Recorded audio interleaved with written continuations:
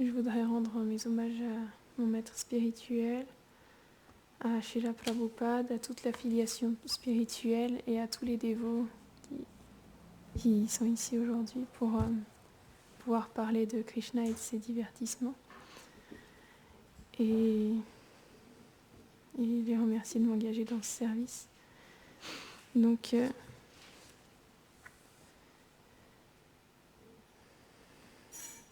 et aussi demander leur miséricorde pour que je puisse parler aujourd'hui. Donc on va commencer par lire le verset 28 du Srimad Bhagavatam. Om Namo Bhagavate Vasudevaya. Om Namo Bhagavate Vasudevaya. Om Namo Bhagavate Vasudevaya. Om Namo Bhagavate Vasudevaya. Om Namo Bhagavate Vasudevaya.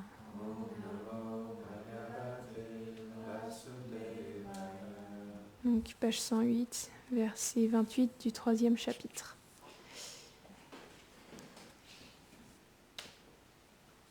Ete chamsha kala pumsha Krishnastu Bhagavan Svayam Indrarivya kulam lokam Mridayanti yuge yuge Ete chamsat kala pumsa Krishnastu Bhagavan Svayam Indrarivya kulam lokam Mridayanti yuge yuge. Traduction. Tous les avatars mentionnés sont des émanations plénières du Seigneur suprême ou des émanations de ces émanations plénières, mais Shri Krishna est Dieu en personne dans sa forme originelle. Ces avatars descendent en différents âges afin de protéger leurs dévots à chaque fois que les démons créent le désordre dans l'univers. Donc on va continuer le commentaire. Srila Vishwanath Chakravarti Thakur donne une autre explication avec les mots Amsha et Amshi. Le terme Amsha se rapporte aux formes que le Seigneur manifeste selon un but particulier, qui sont complètes et parfaites, mais qui ne déploient qu'à différents degrés ses qualités telles que la douceur, le pouvoir et la miséricorde. Alors que le mot Amshi se réfère à sa forme originelle qui manifeste le déploiement complet de tous les pouvoirs. Là, il y a une citation en sanskrit.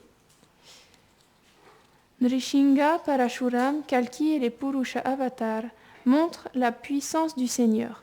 Narada, Vyasa, Varaha et Bouddha montrent la religion, parce qu'ils prêchent différentes voies de dharma. Ram, Dhanvantari, Yagya et Prithu déploient la gloire. Balaram, Mohini et Vamana déploient la beauté. Dattatreya, Matsya, les Kumara et Kapila déploient la connaissance qui doit être connue par le sage. Nara-Narayan, Kurma et Rishabha déploient le détachement par les actions respectives. Or, Krishna est le grand océan de complète douceur et le complet déploiement des 6 opulences mentionnées dans les autres formes au-dessus. Il contient tous les avatars en lui-même et il est le possesseur de toutes les énergies. Srila Vishwanath Chakravarti Thakur dit que Krishna devrait être quand même compté parmi les avatars. Entre parenthèses, le mot avatar signifie que Dieu descend sur terre, parce qu'il apparaît à Mathura et en d'autres lieux situés sur la planète, parce qu'il accomplit des divertissements sous une apparence humaine, parce qu'il montre de la miséricorde envers les êtres du monde matériel, et parce qu'il apparaît et disparaît. Le Mahavaraha Purana dit « Toutes les formes du Seigneur sont éternelles. Elles apparaissent constamment dans le monde matériel. Ces formes ne sont composées d'aucun élément destructible fait d'énergie matérielle. Elles sont complètement spirituelles, pleines de la plus haute félicité et de la connaissance, pleines de toutes les bonnes qualités et dénuées de toute faute. Le verset mentionne le but commun de tous les avatars. Il crée la joie, Mridayanti, dans le monde à chaque fois, Yuge Yuge, qu'il est affligé, Vyakulam, par les démons Indrari et leurs idées. Donc, c'était la fin du commentaire.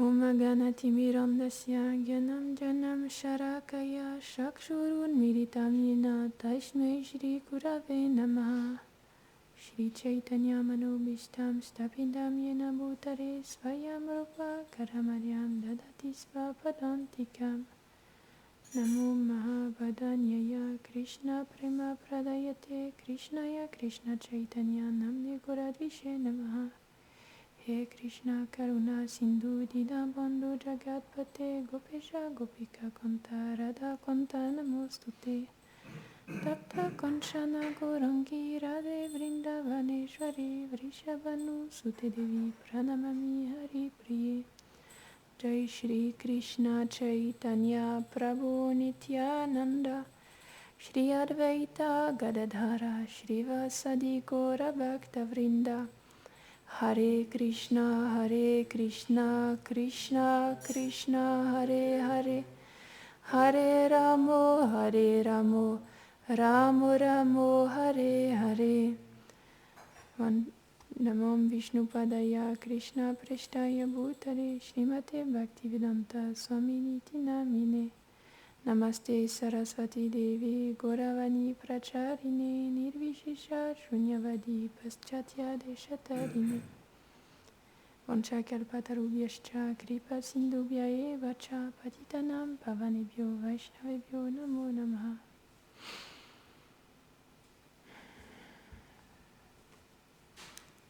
Donc, dans ce verset, on nous dit que Krishna, il vient dans ce monde à chaque fois que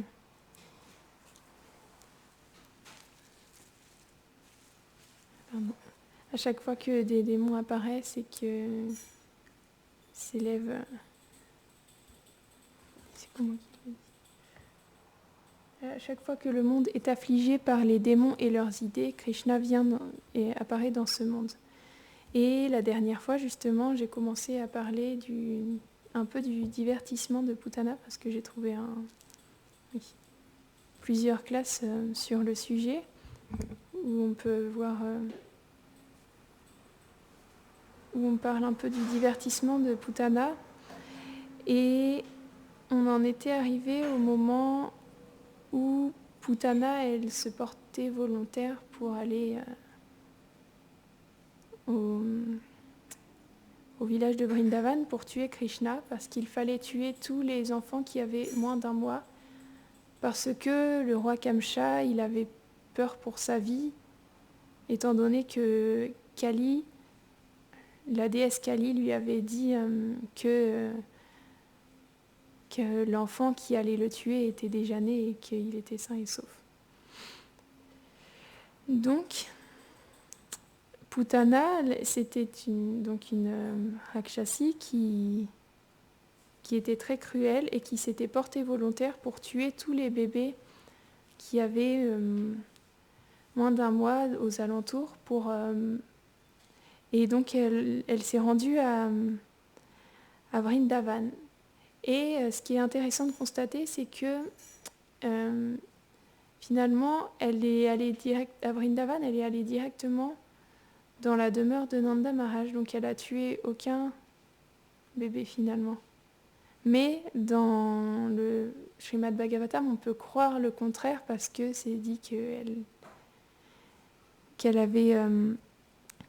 tuait plein d'enfants. Mais à ce sujet, il y a Srila Vallabhacharya qui dit que l'orateur, dû à son anxiété, du fait qu'elle allait tuer plein d'enfants, plein de bébés dans cette histoire-là, il a éprouvé une anxiété qui lui a fait décrire cet événement comme si ça s'était déjà passé.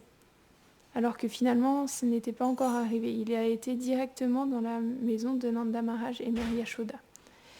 Et lorsque... Et de la même manière... Et donc... Ensuite, on peut voir, parce que le Srimad Bhagavatam, il faut se rappeler que c'est Shukadev Goswami aussi qui le raconte à Parikshit. Et Parikshit, lorsqu'il écoutait ce divertissement de Putana, il était lui aussi très anxieux de savoir ce qui allait se passer. Alors, Shukadev Goswami, à ce moment-là, il fait un peu il sort un peu de l'histoire pour dire un verset qui dit que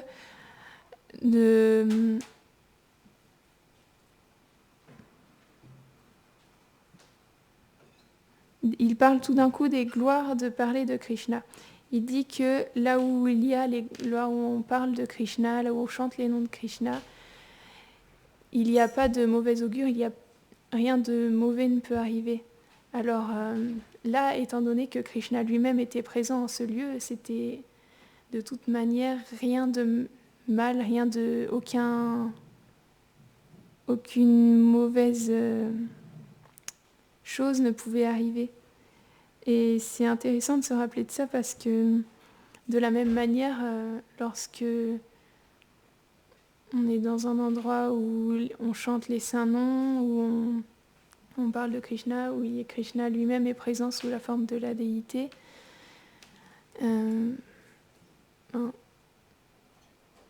certaines, il y a, je me reconnais dedans, mais on a tendance à oublier que Krishna est là et à éprouver de l'anxiété dans telle ou telle situation. Mais finalement on ne devrait pas, parce que lorsqu'on parle de Krishna, Krishna est présent lui-même et il n'y a aucun souci à se faire puisqu'il est là. Donc, de la même manière, Sukadev Goswami, il rassure Parikshit Maharaj. Et on pourrait se dire, c'est étrange parce que Parikshit, son grand-père, c'est Arjuna. Il est le fils d'Abhimanyu, qui est lui-même le fils de Arjuna. Donc son grand-père, c'est Arjuna. Et il sait que Krishna, il a vécu longtemps, qu'il a eu le temps de faire tous ces divertissements, de d'énoncer la Bhagavad Gita à Arjuna et de mettre ensuite fin à ces divertissements. Mais pourtant, il est quand même anxieux de savoir, comme s'il ne connaissait pas du tout l'histoire, il est quand même anxieux de savoir la suite de l'histoire avec Et c'est intéressant de voir ça, parce qu'on devrait toujours écouter de cette manière-là les divertissements de Krishna. On ne devrait pas écouter les divertissements de Krishna avec la logique en disant « oui, mais ça je le sais, après, bon, il a tué Putana, et puis il y a d'autres démons qui sont venus, et il a vécu un certain nombre d'années de cette manière. » Et en fait, il faudrait toujours venir juste avec sincérité et humilité pour écouter les divertissements de Krishna, et comme si on ne savait rien, en fait, on ne peut pas remplir un verre qui est déjà plein. Donc il faut venir avec le mental, le cœur totalement vide pour écouter les histoires, tous les divertissements, tout ce que les dévots racontent sur Krishna, parce que de cette manière, on pourra vraiment remplir notre cœur des divertissements de Krishna. Et donc, Parikshit, de cette manière, il écoutait avec sincérité. Et donc, Sukadev Goswami, il lui a dit « Ne t'inquiète pas, là où il y a des divertissements, il n'y a pas de mauvais présages. » Alors, que dire là où on parle des divertissements de Krishna, il n'y a pas de mauvais présages, alors que dire de lorsque Krishna lui-même est présent. Et donc, pour continuer l'histoire, Putana, elle est venue par les airs. Donc c'est intéressant de savoir ça aussi. Parce que on a l'impression que ça fait pas longtemps qu'on a inventé les avions, etc. Mais finalement, il y a bien longtemps qu'ils se déplaçaient par les airs, même si Putana, elle déplaçait sur une branche, c'est ça ? Oui. Donc elle est venue par les airs, et elle est entrée à Gokul. Donc on peut aussi, dans la civilisation, dans la culture védique, on ne peut pas aller dans un endroit sans être invité. Sauf que Putana, elle agissait seulement selon sa propre volonté, donc elle s'est invitée à Gokul et elle est entrée à Gokul. Sauf que Putana, c'était une Rakshasi, donc elle avait une apparence vraiment hideuse. Elle était énorme, elle avait des cheveux hirsutes, rouges, elle avait une apparence repoussante. Et pour aller à Vrindavan, elle a pris l'apparence d'une très belle femme pour pouvoir passer inaperçue en passant à Vrindavan. Sauf que, oui, donc là c'est Sukadev Goswami, dans ce passage-là, il la décrit vraiment avec beaucoup d'attention, il décrit la beauté de Putana. Donc c'est intéressant aussi, on peut se poser la question, Sukadev Goswami, il est très renoncé, on l'a vu la dernière fois, il est tellement renoncé qu'il ne voit même plus la différence entre hommes et femmes. Donc comment ça se fait que là, il met tellement d'attention à décrire Putana ? Et il y a différentes réponses à ça. Déjà, on peut se dire que les dévots, quand ils parlent des divertissements, ils les voient, ils les vivent directement. Donc il peut décrire déjà ça comme de la même manière que le dévot qui faisait la classe, il disait de la même manière que une caméra, elle va filmer quelque chose, mais elle est totalement détachée de la chose qu'elle filme. Il peut décrire tous les divertissements qu'il voit, parce que c'est un grand dévot qu'il voit directement et sans en être affecté lui-même. Et une autre raison, c'est aussi que Putana, elle a un rôle très important, puisque c'est un des personnages principaux dans cette histoire, donc c'est pour ça qu'il l'a décrit. Et c'est aussi, par la suite, il l'a décrite telle qu'elle est réellement. Donc décrire sa beauté, ça peut montrer à quel point elle est hypocrite finalement, de cacher sa véritable apparence qui est hideuse sous une apparence vraiment magnifique. Et enfin, les dévots, ils disent aussi que c'est parce que Putana, par la suite, elle va bientôt prendre le rôle d'une nourrice de Krishna. Donc c'est pour ça qu'il prend tellement de soin à décrire Putana.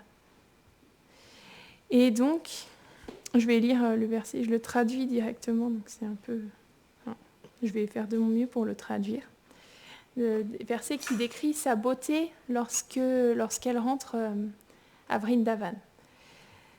Avec les cheveux arrangés par des fleurs de malika, donc ce sont des fleurs de jasmin, avec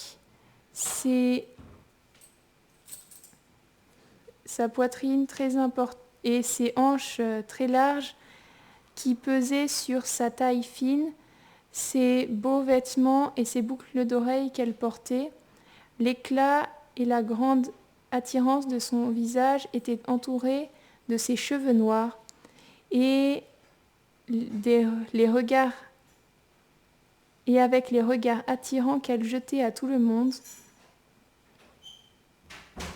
elle, par sa beauté, elle attirait l'attention de tous à Gokul. Aux yeux des gopis, elle qui était si ravissante avec une fleur de lotus dans sa main, semblait être la déesse de la beauté qui était arrivée pour voir son époux. Donc là, elle est décrite d'une très belle manière avec ses cheveux qui sont attachés par des guirlandes de jasmin. On peut voir ça encore en Inde aujourd'hui. Des fois, les femmes, elles mettent des guirlandes de jasmin dans leurs cheveux. Et elle est habillée d'un très beau sari, un sari neuf, coloré, vraiment éclatant. Et elle attire donc par sa beauté tous les habitants de Vrindavan. On peut attirer par il y a différentes qualités qui peuvent attirer les êtres. Donc, par exemple, il y a la tenue, les mots, l'âge, la jeunesse. Et donc là, par sa beauté, par les vêtements qu'elle porte, par sa manière d'être habillée, elle attire tout le monde. Et elle a les joues si brillantes qu'avec ses boucles d'oreilles, on ne sait plus si ce sont ses boucles d'oreilles qui reflètent ses joues ou ses joues qui reflètent les boucles d'oreilles. Et elle lance des regards obliques à tous les villageois et elle les attire par ses regards. Et elle est arrivée pendant la nuit, mais elle brillait comme la lune finalement. Et donc les gopis de Vrindavan, lorsqu'elles la voient, elles sont complètement attirées et elles commencent à se poser des questions. Alors, il y a une première gopi qui dit « Oh, elle est une demoiselle édénique d'Indra, parce qu'elle est tellement belle, elle vient certainement de la cour du Deva Indra. » Et donc il y a une deuxième gopi qui dit « Non, ce doit être une Lakshmi qui vient de Vaikunta plutôt. » Mais pourquoi viendrait-elle ici ? C'est parce que Narayan lui-même, il dort en ce moment chez Nanda Maharaj qu'elle est venue ici. Et elle est venue le chercher. Alors, une autre gopi lui dit « Oui, mais est-ce que tu as une preuve de ça ?»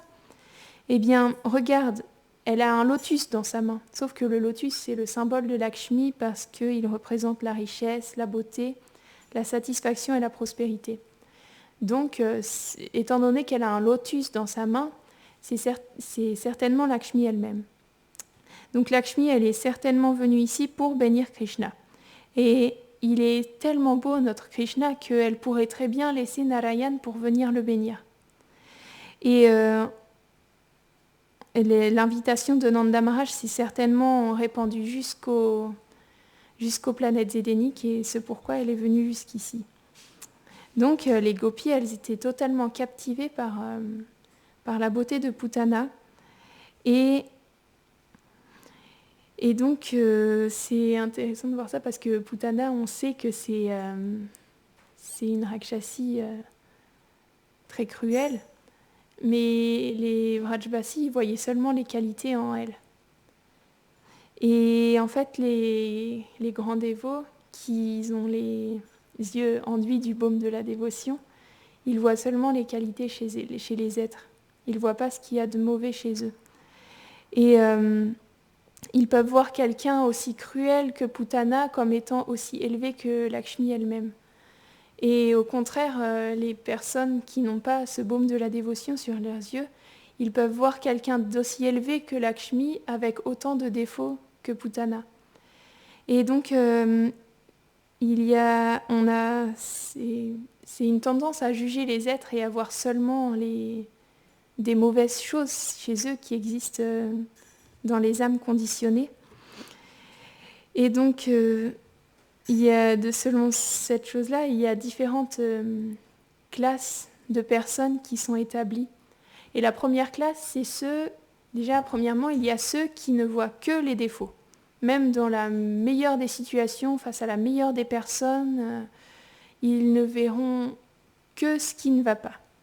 Ils le remarqueront, ils feront remarquer que ce qui ne va pas chez les êtres, dans la situation, etc.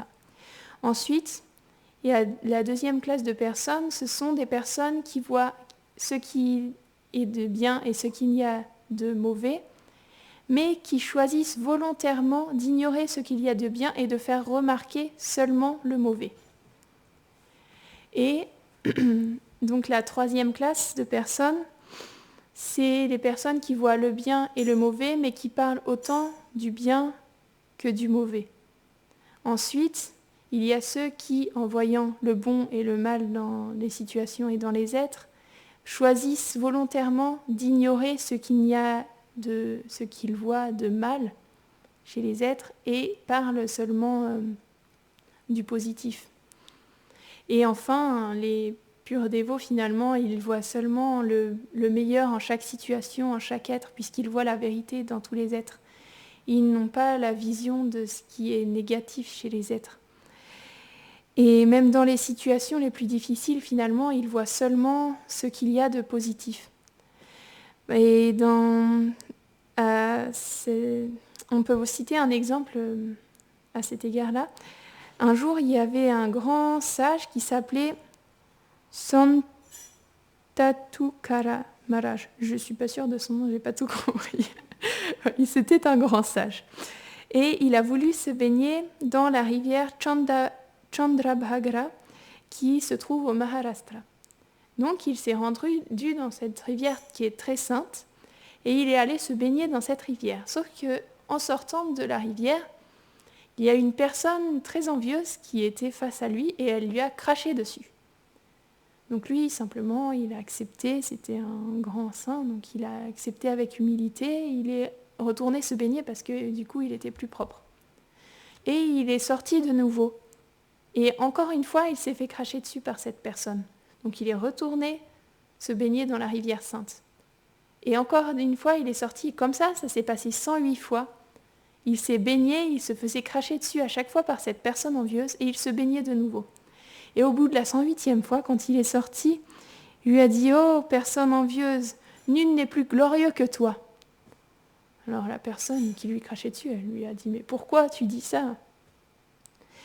Celui qui se baigne 108 fois dans la rivière Chandrabhaga et il atteint les pieds de lotus de Krishna. Si tu n'avais pas été là, je n'aurais jamais pu faire ça. Mais grâce à toi, parce que tu m'as craché dessus encore et encore, j'ai dû me rebaigner encore, et je me suis baignée 108 fois grâce à toi. Donc on peut voir que vraiment les saints, ils voient le positif dans toutes les situations possibles, imaginables. Même quand ils se font cracher dessus par d'autres personnes, ils prennent ça bien finalement. Et donc de cette manière, les femmes de Vrindavan, elles étaient captivées par les qualités que montrait Putana. Et donc la Putana, elle est entrée, et de nouveau, je vais lire le verset qui correspond au moment où elle est entrée dans la maison de Nanda Maharaj. La tueuse de bébés entra dans la maison de Nanda, rechercha des enfants et vit qu'il y avait là l'enfant qui mettait fin à tout mensonge et qui dormait dans un lit. Son pouvoir illimité était recouvert, tout comme le feu qui est caché sous des cendres. Donc elle est entrée d'elle-même directement dans la maison de Nanda Maharaj. Krishna, en fait, il l'a attirée directement dans la maison de Nanda Maharaj. Krishna, il est défini souvent comme le plus attirant. Krishna, ça veut dire infiniment fascinant, donc il fascine tous les êtres. Et finalement, Putana aussi, elle a été attirée par Krishna, et Krishna, il l'a attirée avant qu'elle ne tue d'autres bébés, d'autres enfants à Vrindavan. Et il était comme recouvert, comme lorsqu'on va faire un feu, et par exemple on va le laisser toute la nuit, et le lendemain, on aura l'impression qu'il est éteint, mais finalement, si on remue, il y a les braises qui sont encore incandescentes. Le feu, il est toujours là, mais il est recouvert par des cendres. Et de la même manière, Krishna, toute sa puissance, toute la puissance de Krishna, elle était recouverte par l'aspect des divertissements d'enfance de Krishna. Donc, il avait la forme d'un bébé. Et donc, il est comparé comme au feu recouvert par des cendres. Finalement, Putana, elle s'est approchée de lui en ne voyant pas ce feu qui était caché sous ses cendres et en ne comprenant pas que finalement ce feu allait la dévorer elle-même. Et donc,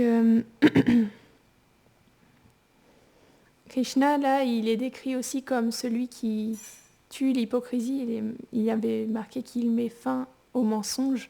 Donc, c'était pas très bien traduit parce que je traduisais en direct. Donc, je sais pas si c'était bien compréhensible. Mais il met fin à l'hypocrisie. Et c'est important finalement de...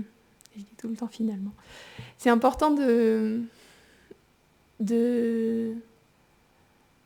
comprendre que l'hypocrisie, la dualité, ça mène pas... C'est pas conducteur à Krishna. Je sais pas comment on peut le dire autrement. C'est pas favorable, c'est ça. Que la dualité n'est pas favorable à s'engager au service de Krishna. Il y a un dieu grec qui s'appelle Janus et qui a deux visages, c'est le dieu des portes.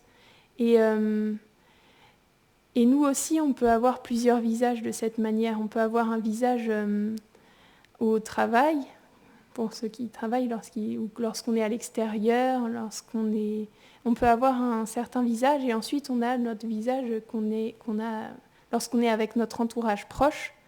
Et finalement, on a aussi un troisième visage qu'on montre qu'à nous-mêmes, avec notre face cachée que personne ne connaît. Mais pour aller à Krishna, il faut apprendre à finalement ne plus avoir qu'un seul visage pour être totalement transparent et sincèrement dédié à Krishna. C'est la simplicité aussi. On dit souvent qu'il faut être simple comme un enfant, donc ne plus pas avoir de dualité, simplement être simple comme un enfant. Et donc, Putana qui rentre dans la maison de Nanda Maharaj, lorsqu'elle voit Krishna, elle est décrite comme étant insensée, parce qu'elle prend Krishna, c'est décrit les personnes insensées, elles sont comme dans l'obscurité, donc elles vont prendre un serpent pour une corde et une corde pour un serpent. Et là, Krishna, qui pour Putana est comme un serpent puisqu'il va la tuer, elle le prend simplement pour une corde et elle s'approche de lui en ayant l'intention de le tuer. Et donc, je pense que je vais m'arrêter là. J'avais prévu de dire plus de choses, mais je ne sais pas si j'ai trop le temps. Là. Il reste 10 minutes. Ok. Donc, Krishna est... Oui, je vais préciser ça pour finir. Donc, elle prend Krishna, qui est le Seigneur suprême de tous les êtres, qui est présent dans tous les êtres. Elle le prend simplement pour un être ordinaire, finalement, et elle ne voit pas qu'il est comme un serpent pour elle et qu'il va finalement la tuer. Et donc, c'est comme le soleil. Krishna, il est décrit comme le soleil, par exemple, parce que le soleil, il éclaire tout de la même manière. Il peut éclairer un magnifique lac comme une flaque d'urine de la même manière. Et même si cette flaque, elle s'évapore, il ne sera en rien souillé par ça. Et donc Krishna, il éclaire tous, mais Putana, elle est simplement aveugle à ça. Et elle rentre dans la maison, et lorsqu'elle le voit, elle est vraiment frappée par sa beauté. Et la beauté de Krishna, elle est beaucoup glorifiée dans plein d'écrits dans les Védas. Elle est glorifiée encore et encore. Les grands Vaishnavas, ils ont fait tellement de poèmes, de chants pour glorifier la beauté de Krishna. Par exemple, il y a un chant qu'on chante et qui, parfois, et qui décrit que tout est doux chez Krishna, donc son visage, ses habits, ses divertissements. Il décrit que tout est doux chez Krishna. Et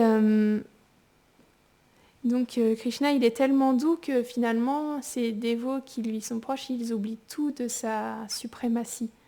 Et on peut voir ça dans les divertissements. Un jour, les divertissements de Vrindavan, par exemple, un jour, Mère Yashoda, alors que c'était le soir, et Krishna, il était encore petit, dans ses divertissements, il était encore un bébé. Et donc, elle voulait le mettre au lit, mais Krishna, il était très excité, donc il n'arrivait pas à dormir, et elle essayait de le caresser et de lui dire « Allez, viens te coucher, Krishna », mais il bougeait encore et encore, ça et là, et elle lui a dit « Tu veux que je te raconte une histoire ?» Et donc, il était enthousiaste, et il lui a dit « Oui ». Et donc il s'est assis et il a commencé à écouter avec une très grande attention. Et elle a commencé à raconter l'histoire. Alors il était une fois un grand démon qui s'appelait Hiranyakashipu. Et ce grand démon très féroce, il avait un fils très doux et très humble qui s'appelait Prahlad Maharaj. Et de cette manière, elle a raconté l'histoire. Et lorsqu'elle est arrivée au moment où le pilier éclate et où Nrishingadev va sortir du pilier, Krishna, il a essayé de rugir, mais ça faisait plutôt un bâillement parce que c'était un petit bébé. Donc, lorsqu'elle l'a vu faire ça, Mère Yashoda, elle lui a dit « Oh, mais qu'est-ce que tu fais, Krishna ?» Il lui a dit « Oh, je rugis comme Nrishingadev. » Et finalement, Mère Yashoda, elle lui a dit « Mais comment se fait-il que tu connais déjà cette histoire ?» Donc, il lui a dit « Mais je sais tout. » Alors Mère Yashoda, elle a dit simplement « Oh, les villageois ont dû te le raconter déjà. » Et Krishna, il a dit « Non, ce sont mes divertissements. Je suis ce même Nrishingadev et je suis venu comme un enfant pour jouer avec toi, cette fois-ci. » Et en fait, il essayait de montrer sa suprématie à Mère Yashoda, mais ça ne marchait pas parce qu'elle était totalement aveuglée par l'amour parental, par l'amour maternel qu'elle avait pour Krishna. Et donc elle lui a simplement dit « Oh, alors si tu es Nrishingadev, montre-moi que tu es Nrishingadev en allant dormir. » Et donc il lui a dit « Mais je veux une autre histoire. » Il lui a demandé « Mais alors, tu peux me raconter une autre histoire ?» Et elle lui a dit « Si je t'en raconte une autre, tu iras dormir après ?»« Oui, d'accord, j'irai dormir. » Et donc elle a commencé à lui raconter une autre histoire. Il était une fois un grand roi d'Asharat qui avait 4 fils. Et le premier, Ramachandra, c'était le plus proéminent. Il avait de très grandes qualités. Et ensuite, elle a commencé à raconter tout le Ramayana. Et Krishna, il acquiesçait, il était heureux, et il souriait. Et lorsqu'il est arrivé au mariage avec Sita, Krishna, il a acquiescé, il était vraiment heureux. Et lorsque Mère Yashoda a commencé à raconter l'exil, il avait l'air vraiment peiné, vraiment attristé. Et ensuite, elle a parlé et elle a dit et là, un grand démon à 10 têtes vint pour capturer Sita dans la forêt. Et à ce moment-là, Krishna, il a sauté sur son lit et il a crié « Dhanu, Dhanu, donne-moi un arc, donne-moi un arc !» Et il criait en fait « Lakshman, donne-moi un arc, je vais aller tuer ce Ravan et récupérer Sita. » Et alors, encore une fois, Mère Yashoda, elle était surprise. Elle lui a dit « Mais comment ça se fait que tu connaisses ce divertissement ? Ils te l'ont raconté aussi. » Mais alors Krishna il lui a dit « Mais tu me racontes mes propres divertissements !» Alors oui, je les connais. Et alors à ce moment-là, les gopis, elles ont toqué parce qu'elles entendaient. Mère Yashoda, elle était censée faire dormir Krishna, mais il était encore plus excité que lorsqu'elle était rentrée dans la chambre. Et donc lorsqu'elles sont rentrées, Mère Yashoda, elle leur a dit qu'elle essayait de lui raconter des histoires, mais que ça ne marchait pas. Alors elles lui ont dit simplement « Ignore-le et fais comme si tu dormais, et au bout d'un moment, il s'endormira à côté de toi. » Donc elles sont sorties et Mère Yashoda, elle a fait semblant de dormir. Et Krishna, au début, il lui tirait un peu les cheveux sur le nez, il l'embêtait un peu. Et, enfin, il essayait d'attirer son attention, du moins. Mais Mère Yashoda, elle a fait comme les gopis lui avaient dit, elle faisait comme si elle dormait. Et donc, au bout d'un moment, Krishna, il a vu qu'il n'y avait plus d'audience pour assister à ce qu'il faisait, donc il s'est endormi finalement. Et donc, je vais finir la classe comme ça, et juste pour finir, lorsque Putana elle est rentrée, ce même Krishna qui faisait ses divertissements avec Mère Yashoda, il a fermé les yeux lorsque Putana est rentrée dans la salle. Et on verra les raisons pour lesquelles elle a fermé les yeux dans la prochaine classe. Tiens, est-ce que tu veux... D'accord. Srimad Bhagavatam ki jai.